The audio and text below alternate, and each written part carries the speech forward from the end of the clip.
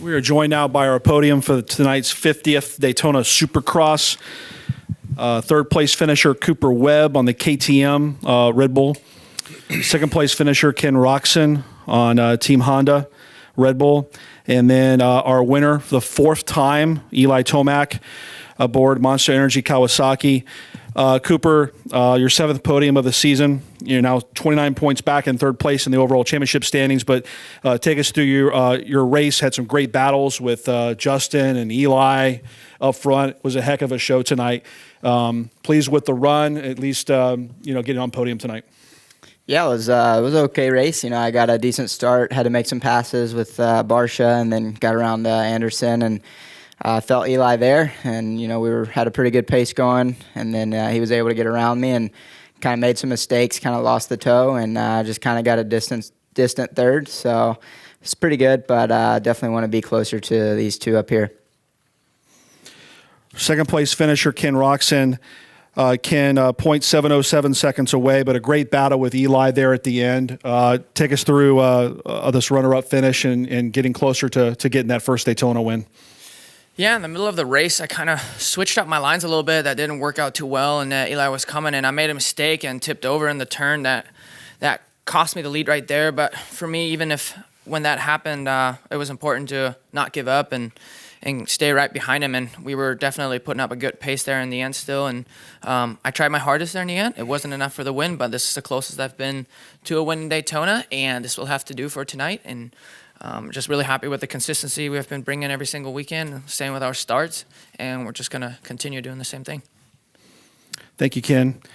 And now Eli Tomac, fourth Daytona Supercross victory. You're now one of four riders with four or more Daytona Supercross victories. Ryan Villapoto and Jeff Stanton with 4, and Ricky Carmichael with 5. Eli, that's also 4 Daytona Supercrosses in the last 5 years. Pretty amazing record here at Daytona. You also leave here with a 3-point championship lead. Take us through the race and being able to run Ken down there and to get by him and to come away with his 4th victory. I really thought it was a far shot. I mean, looking up and then seeing him out front, I'm like, gosh darn it. It was tough tonight to make up like the time. It was really just ended up being the sand and having good momentum. And then I had another good line through the option lane, but there was a lot of single file in a lot of areas, but was able to capitalize us on a few mistakes, and I think that's what got me to the top. You talk about the run that you're having here at Daytona, 4 wins in 5 years, and just the success you've been able to get here. It's hard to put my finger on what it is, other than just enjoying the track. I guess that is it. Having a positive mindset coming into the race, and I seem to always enjoy the looser surface. So a little bit of that, a little bit of this, and it's our 4th one. Pretty cool. Nice job, Eli. We do have wireless mics in the audience. If you have a question, please raise your hand. We'll bring the microphone to you. We'll begin over here with Godwin, then we'll go to Jason, and then we'll go right here. Okay, Eli, Godwin Kelly with the News Journal in Daytona Beach. Right at the start, when you got behind, first of all, how did that happen? I chose the second gate. There were some decent starts out of there from the heat races and the LCQ, but I was just shuffled back a little bit. But either way, it still came out whatever I was, like probably 6th or something. So wasn't terrible, but wasn't the best. And that's where I was at. And then had all the really fast guys in front of me. So that was it. I'm like, this is gonna be a long main. So I'm watching the splits here on my screen, and you were at one point, I think you were 8 seconds behind Ken. Is there any way that your team can communicate that to you, that you need to pick it up, or did you just have a self-awareness of that? I probably look at the pit board 4 or 5 times a race, and I just focus and try to do my thing. So. Really, I was just marking Ken on the track, and that's all you can do at that point. This track is long enough. You can get it done. It just you got to be patient. And going back to what Andrew was talking about, all the good things that happened to you tonight, can you sum that up? I mean, you got the points lead. You're chasing Ricky for number 5. You won the 50th Supercross. I mean, it's a big night. Yeah, big night, and just we're in a really good spot for the points. Spot we haven't been in, and we've been consistent that way. So just keep trucking along. Go to Jason. Eli, you had your best lap of the race like pretty late, say like 5 minutes to go, which is kind of crazy, but we've seen you do that kind of thing before. Is that something that just happens in a race situation? Do you do that at home? Or at laps like that, is that something that only happens when it's all on the line, trying to get a race win and trying to catch somebody? Yeah, I mean, I'm going for the lead, and then at that point, I probably had clean air, not following anyone. So when you're in 6th, then you're always behind the guy, and a lot of times you don't get that really good lap in. So towards the end, I had some clean air to make that big push. And for all 3 of you guys, the track is obviously brutal. I mean, how much is it just physical down the stretch and just having to dig deep? I mean, is everybody struggling in their own way at some point in a race like this for all 3 of you guys? For me, actually, I felt like there are other races that seem longer, and for me, I don't know if it was just because we were in the battle, and obviously with Eli coming, I was kind of surprised when the white flag came out, and I really didn't really have too much time to think about anything, so I felt pretty good out there the whole way. This place, like you just kind of have to just relax. I mean. To be honest, I liked it when it was the 20 laps, a little bit even longer. I mean, the 18 laps feels kind of short just because you're used to doing, 26 or 27 laps in the stadium environment.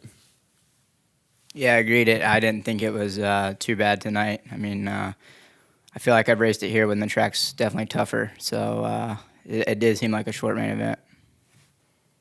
Right there. Hey guys, Ben Bridges.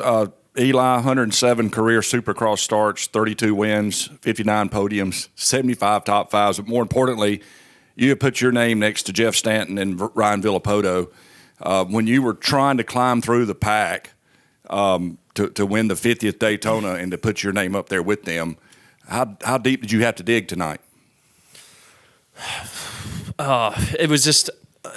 Early on, like I said earlier, I thought it was just a far shot. I'm like, there's no way I'm going to get to the front at this point.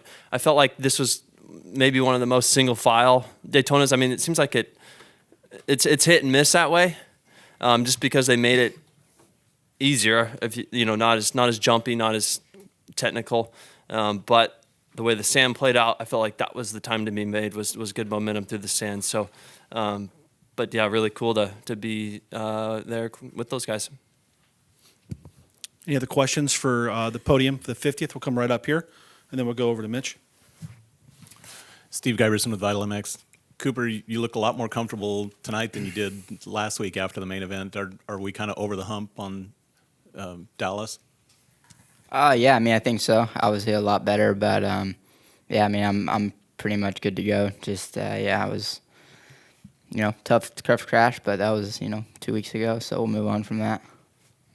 Kenny, watching you come around that loop in the beginning, and then you and Jason racing for the big jump after that, how important was it to get out front and try and sprint away there?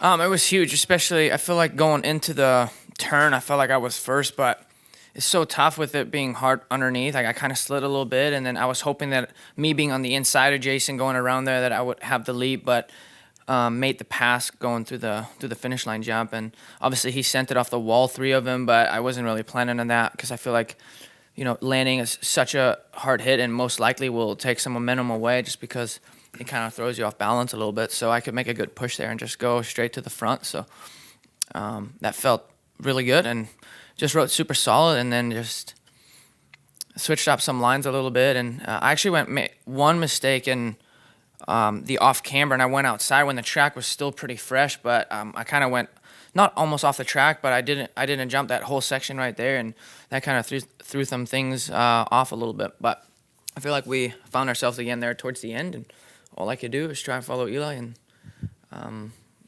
try to keep close, stay close. Eli, Daytona's unique where the fans get to join up and come out to the podium afterwards. Watching you interact with those guys afterwards, it seems like that really pumps you up. It's cool. I mean, it's always easy to be pumped, right, when you win the race, but having everyone right there, it's pretty neat. Like they can, they're right there on the side of the track and then up to the podium. So, yeah, that's cool for everyone. Mitch Kendra, Racer X. Eli, so you talked about momentum throughout the day when you're trying to find your fast lap during qualifying. What does this momentum mean in the championship after the week like Roczen had last weekend and everything that you had going? I mean, it's so close now. I mean, so we just got to still take it weekend by weekend. There's obviously no settling, at all at this point in the season. So just glad to fight back to the front of the pack there.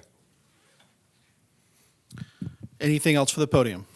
All right, gentlemen, Godwin, you barely got through. That's fine. Godwin.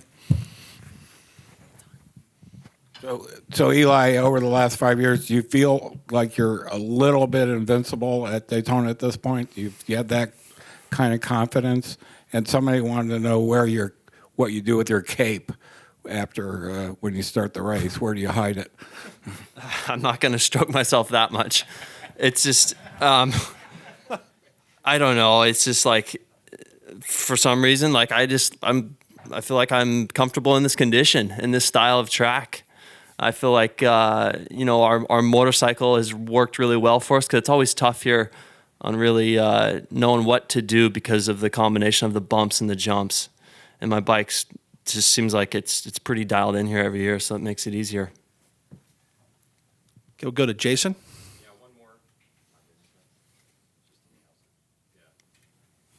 Took the 8th mic I've used tonight. That off-camber turn, Eli, I saw you feed off the pegs once. I think it was a pretty wild ride, and then that's ultimately where you made the mistake. So could you just describe those two incidents? And a lot of the race really came down to that. I mean, that was it, right? I mean, I bounced out to the outside once or twice, and then that off-camber had a split rut in it. It was kind of funky. Early on, I was going the inside one, and then moved out to the outside, and it was there was that one, and then there was another sand rut too that was right against the bale. So those were tough. There's something about this track too, especially whether that was the sand. Some of the turns on the inside were so tight we were scraping the tough blocks, and same with the off camber. You go so slow around those turns, and sometimes you either catch something, or if your front wheel is just a little bit over the rut, it kind of is in the soft spot. I don't really know what happened to me. It seems like I leaned in and my front was over the rut or something, and that's when I tipped over. So, Anything else? Gentlemen, great job tonight. Great show. Best of luck at Indianapolis. Thank you.